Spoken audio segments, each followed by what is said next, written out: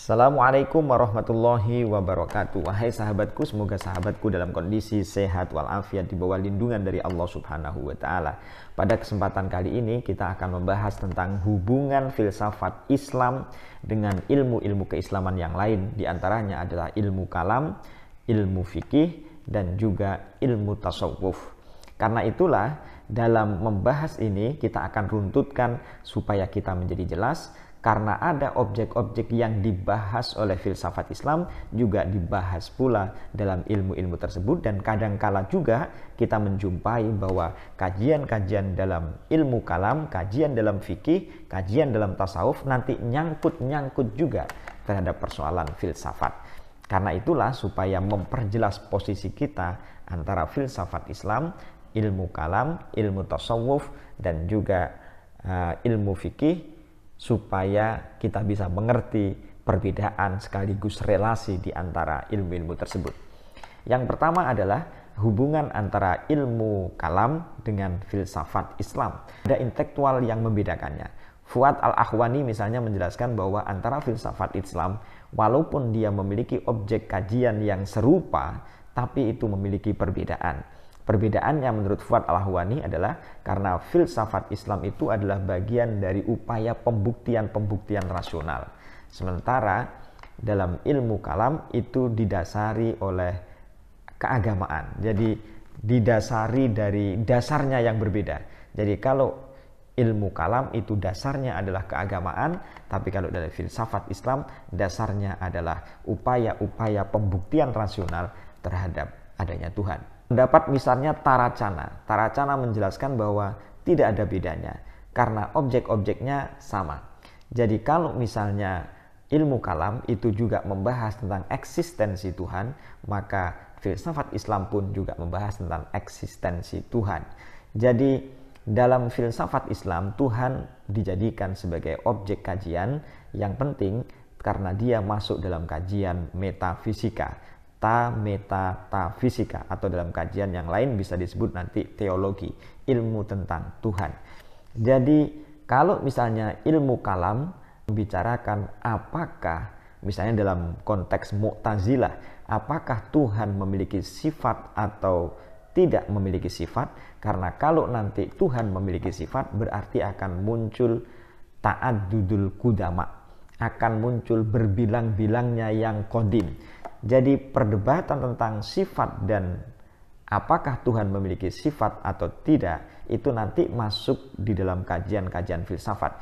Dan karena itulah ketika Mu'tazilah, ada Al-Jabbar, Qadhi Abdul Jabbar, ada Khuzail, dan lain sebagainya yang masuk dalam kajian aliran Mu'tazilah yang kemudian disebut dengan ilmu kalam itu, maka kita akan menjumpai bahwa Mu'tazilah misalnya mengatakan bahwa nafyus sifat, penafian terhadap sifat Tuhan.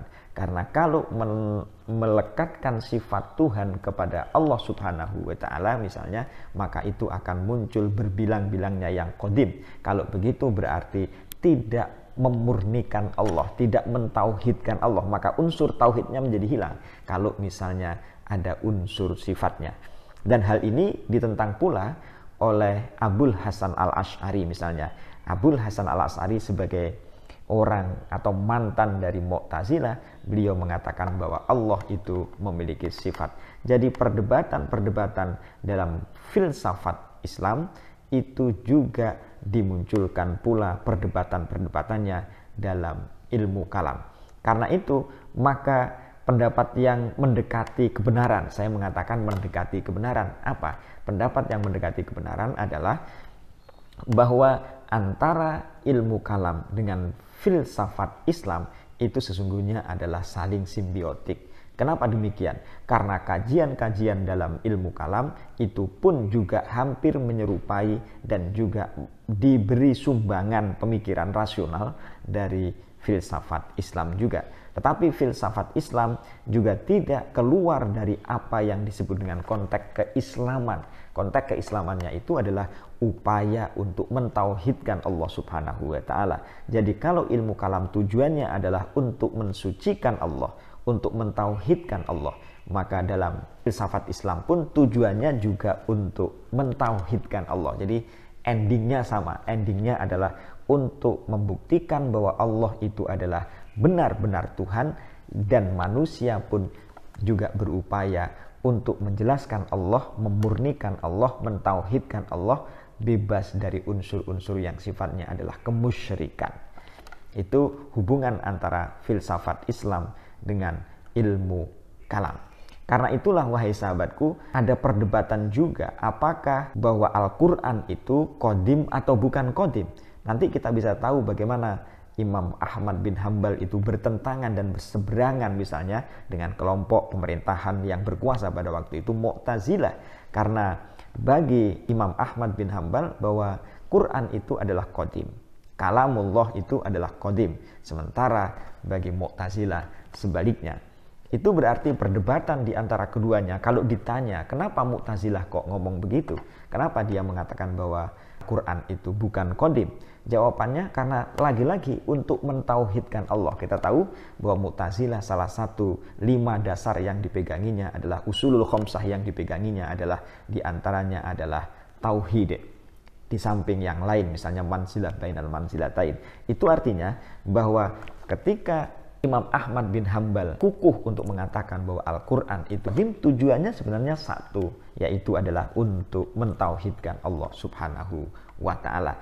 Jadi tema filsafat Islam dengan tema ilmu kalam itu adalah satu, yaitu mentauhidkan Allah. Dan persamaannya juga adalah bahwa ilmu kalam, ilmu tauhid itu mengandalkan pikiran-pikiran rasional untuk membuktikan Allah subhanahu wa ta'ala. Karena itulah ada sebagian ulama yang begitu kencang untuk mengatakan agama tidak untuk diperdebatkan, bahwa Allah untuk dipercayai dan bukan diperdebatkan. Karena itu ada sebagian ulama yang mengatakan bahwa mempelajari ilmu kalam itu hukumnya dosa. Ada yang mengatakan demikian, tidak boleh umat Islam mempelajari ilmu kalam, dan ini kan hampir sama juga dengan tidak bolehnya mempelajari filsafat Islam. Kenapa? Karena dia memunculkan sebuah diskursus tentang sesuatu yang gaib. Itu yang pertama. Yang kedua adalah hubungan antara filsafat Islam dengan fikih. Bahwa fikih itu adalah bagian dari ijtihad manusiawi. Karena itu fikih diterjemahkan dengan al-ilmu bil ahkami syar'iyyah, al-amaliyah, al-muktasabi min adillatiyah tafsiliyah. Jadi fikih itu adalah hasil kerja ijtihad umat Islam, kerja ijtihad para mujtahid dalam merumuskan hukum yang berkaitan dengan hukum-hukum aktivitas kemanusiaan, mulai dari bangun tidur sampai tidur kembali. Karena itulah maka upaya-upaya untuk menjelaskan sesuatu yang tidak terdapat di dalam Al-Quran, yang tidak terdapat di dalam hadis secara tekstual misalnya, maka butuh perumusan-perumusan. Sebagai contoh adalah metode kias.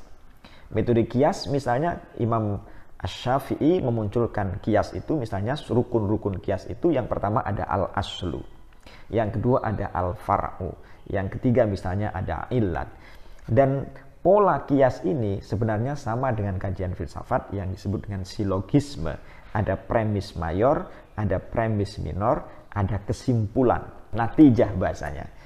Nah itu berarti kias, kalau misalnya orang bagaimana menghukumi ekstasi misalnya, lalu dihukumi sama dengan khamar. Tapi kan ekstasi itu tidak ada penjelasannya yang menyebut ekstasi, itu tidak ada. Atau pil koplo itu adakah dalam Al-Quran yang berbunyi pil koplo? Yang adanya adalah khamar. Jadi khamar itu namanya al-aslu, lalu pil koplo itu namanya al-far'u, cabang. Lalu ilatnya apa? Ilatnya adalah kedua-duanya disamakan dalam hal memabukkan. Karena disamakan dengan hal yang memabukkan, maka hukumnya, kesimpulannya, natijahnya adalah hukumnya adalah haram. Itu namanya metode kias. Jadi metode kias dalam kajian fikih itu dirujukkan sama dengan metode silogisme, menyamakan satu hukum dengan hukum yang lain karena ada ilat yang sama. Al-hukmu yaduru mal illah wujudan wa adaman, bahwa hukum itu berputar, beredar kepada ilatnya. Ada ilat, ada hukum. Tidak ada ilat, tidak ada hukum. Pada sisi yang lain, metode deduksi, metode induksi juga digunakan dalam kajian fikih. Ketika Imam Syafi'i misalnya menjelaskan bahwa berapa umur wanita haid kapan wanita haid, umur berapa wanita haid misalnya. Lalu meneliti di sana umur 9 tahun, di sini umur 9 tahun, di tempat A 9 tahun, di tempat B 9 tahun, lalu bisa disimpulkan bahwa wanita haid itu umur 9 tahun. Itu berdasarkan namanya metode induksi atau yang disebut dengan metode istiqra'i.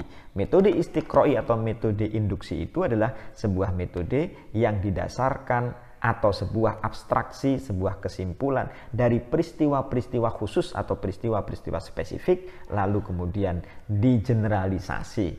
Misalnya, di sini wanita haid umur 9 tahun, di tempat A 9 tahun, di tempat C 9 tahun, di tempat D 9 tahun, lalu disimpulkanlah bahwa wanita haid rata-rata adalah umur 9 tahun. Itu namanya metode istiqra'i atau metode induksi dalam kajian filsafat.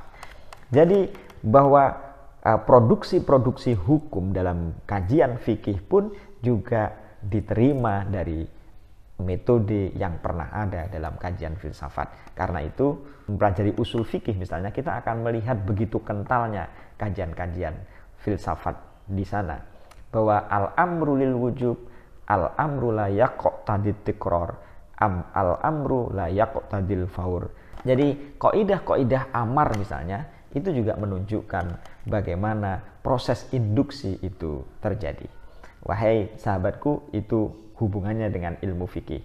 Yang terakhir adalah bagaimana hubungannya dengan ilmu tasawuf.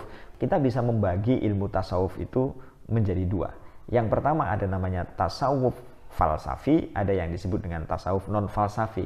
Orang membaginya juga ada namanya tasawuf praktis, tasawuf teoritis. Ada juga yang membagi menjadi tasawuf sunni dan tasawuf falsafi. Tapi apa bedanya ini? Yang kalau tasawuf non falsafi itu adalah sebuah tasawuf yang tujuannya adalah untuk penyucian hati, mendekatkan diri kepada Allah Subhanahu wa taala, karena itu ada unsur mujahadah, musyahadah dan lain sebagainya, tema-tema yang diusungnya, upaya untuk membersihkan hati dan lain sebagainya sebagai pelaksanaan terhadap keagamaan, olah rasa dan olah batin. Tapi pada tahap perkembangannya muncul apa yang disebut dengan tasawuf falsafi. Apa itu tasawuf falsafi? Yaitu berusaha seseorang ketika dia mendekati Allah Subhanahu wa taala dengan olah pikir. Karena itulah, karena dia mendekati Allah melalui olah pikir, tapi untuk menunjukkan eksistensi terhadap dirinya, lalu muncul namanya al-hulul dan al-ittihad misalnya, wahdatul wujud atau wihdatul wujud misalnya. Itu adalah implikasi dari namanya tasawuf falsafi. Jadi kalau orang misalnya manunggaling kawula Gusti dan lain sebagainya, itu sebenarnya adalah bagian dari implikasi tasawuf falsafi.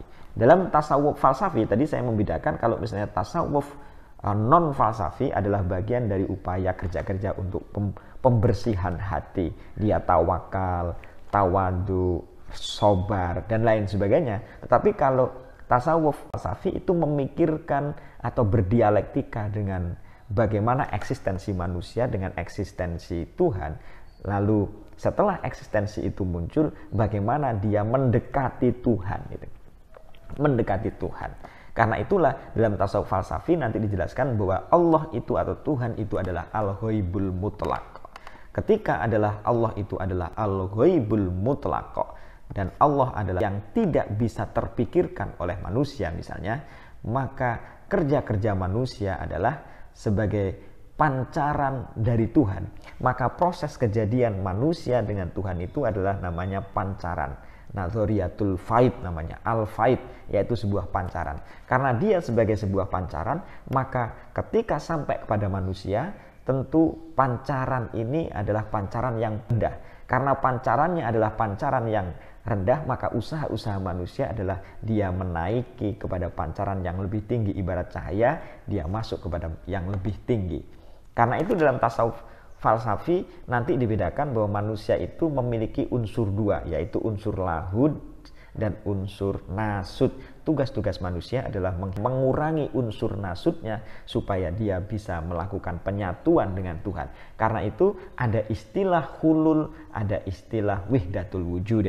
Kalau al-hulul itu artinya Allah itu tanazul kepada manusia, manjing kepada diri manusia. Tapi kalau wahdatul wujud, manusia naik ke atas untuk melakukan penyatuan dengan Tuhan.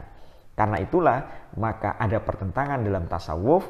Pertentangannya adalah kalau seseorang itu sampai mengaku wahdatul wujud atau al-hulul, dia menyatu dengan Tuhan manunggaling kaula Gusti, itu sudah namanya penyimpangan dan dia boleh dibunuh. Sehingga antara tasawuf falsafi dengan tasawuf non falsafi itu mengalami ketegangan. Al-Ghazali itu adalah representasi dari tasawuf non falsafi atau tasawuf amali atau tasawuf praktis yang tingkatan dia bertemu dengan Tuhan, tingkatan dia sampai kepada Tuhan itu hanya tingkatan ma'rifah. Tetapi tasawuf falsafi itu sampai kepada Tuhan adalah wahdatul wujud atau al-hulul tadi itu. Dan tasawuf falsafi itu dipengaruhi oleh kajian-kajian filsafat, pendekatan-pendekatan filsafat. Intinya bahwa filsafat Islam juga masuk ke dalam kajian tasawuf. Demikian, semoga bermanfaat. Assalamualaikum warahmatullahi wabarakatuh.